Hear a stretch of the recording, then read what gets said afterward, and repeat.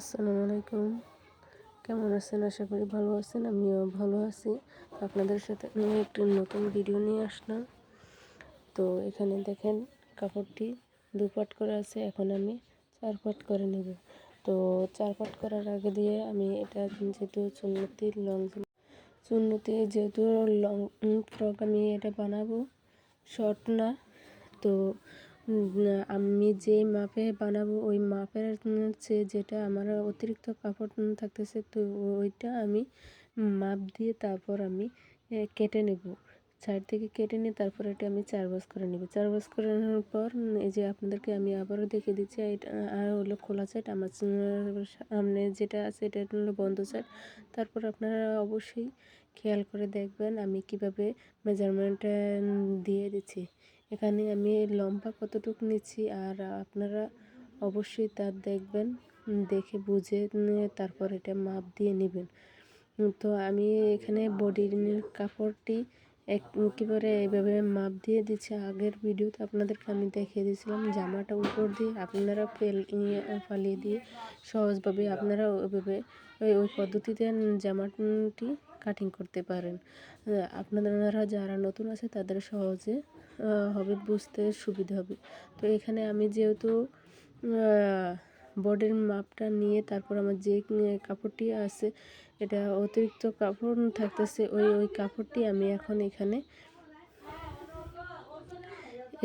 আমি একদম এক সাইড করে নিয়ে তারপর আমি মেজারমেন্ট মাপ দিয়ে নিয়ে তারপর আমি জামাটি কাটিং করতেছি।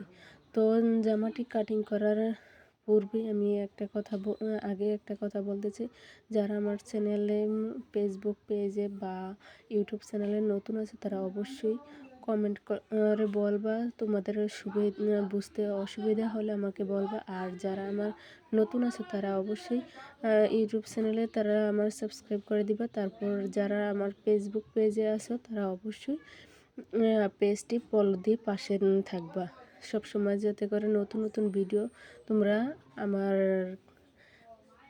কাপড়ের বিভিন্ন ডিজাইনের নতুন নতুন ভিডিও পাও, তোমাদের কাছে পৌঁছে যায় সেজন্য।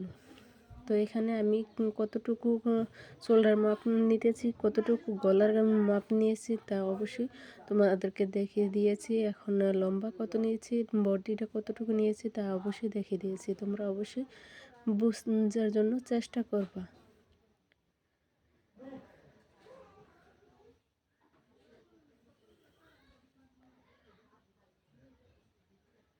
আমি আশা করি তোমরা যারা আমার পেজ ইউটিউব চ্যানেলে আসছো, যারা দেখছো আমার ইউটিউব চ্যানেলের ভিডিওগুলো, আমার যারা দেখছো, যারা নতুন আসছো তারা অবশ্যই আমি আশা করি সাবস্ক্রাইব করে আমার চ্যানেলটির পাশে থাকবা।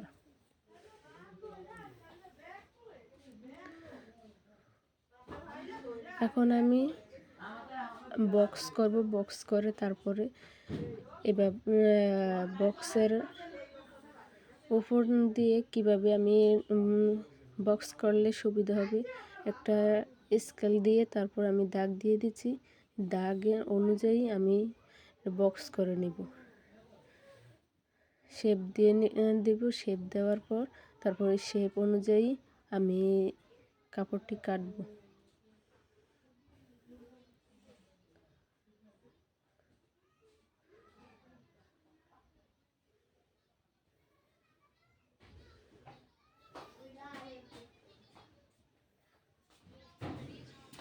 বন্ধুরা, যেভাবে আমি দাগ দিয়েছি দাগ অনুযায়ী এখন সাইড দিয়ে আমি আস্তে করে আলতো করে শেপ দিব, যাতে করে কাপড়টা আবার কুঁচকে দলা না হয়ে যায়,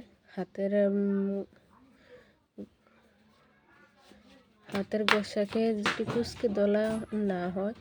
আর এখানে আমি মেজারমেন্টের মাপ অ্যাকুরেট আছে কি না তা আবারও দেখে তারপর আমি এখন কাপড়টি কাটবো।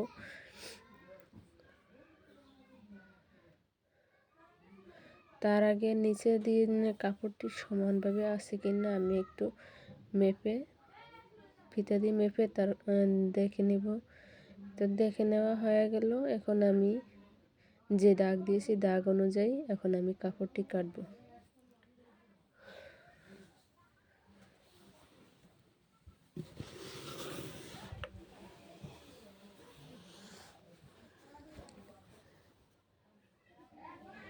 আপনারা এভাবে দাগ দিবেন। যদি এভাবে আপনাদের দাগ দিতে অসুবিধা হয় বা বুঝতে অসুবিধা হয়, এই যে দাগ দিয়েছিলাম সেই দাগ অনুযায়ী আমি কাপড়টি কেটে নিয়েছি।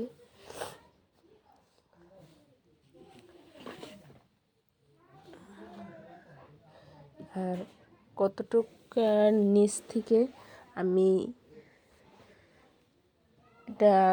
রাউন্ডের কাপড়টি সেলাই দেব, কতটুকু লামের সাইড দেব তা আমি আপনাদেরকে দেখিয়ে বুঝিয়ে দিতেছি। আর যে দাগ দেব দাগটায় বিশেষ করে খেয়াল করবেন।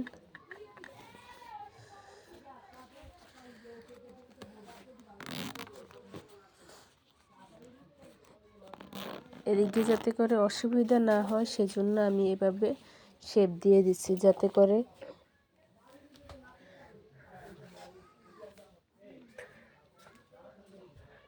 জামার কাপড়ের সাইডটি দেখতে সুন্দর দেখা যায়।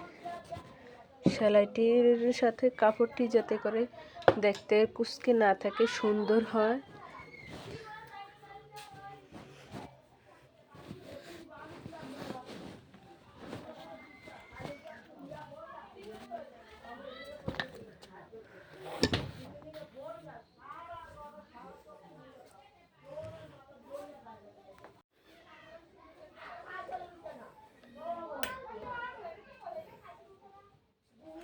তো এখানে আমি সহজে একটা বোঝার জন্য, চিহ্নটা থাকার জন্য সেলাই করতে গিয়ে যাতে করে অসুবিধা না হয় দেখতে বা বুঝতে, সেলাই দিতে একটু কাট বসিয়ে দিলাম। তো এই চিহ্নটা দেওয়ার কারণ একটাই, যাতে করে সেলাইটা দিতে সুবিধা হয়। এতটুক পর্যন্ত আনবো, এসে দাগ অনুযায়ী তারপর আমি সাইডে মুখোমুখি নিয়ে সেলাই দিয়ে নেব। তারপর নিচে আমি একটু রাউন্ড করে সেলাই দেওয়ার ওই জায়গাটা আমি কোনাটা একটু রাউন্ড করে দিব, যাতে করে কোনাখানি না বেরায়, জামাটার নিচের ঘের অংশটা খুব সুন্দর হয়।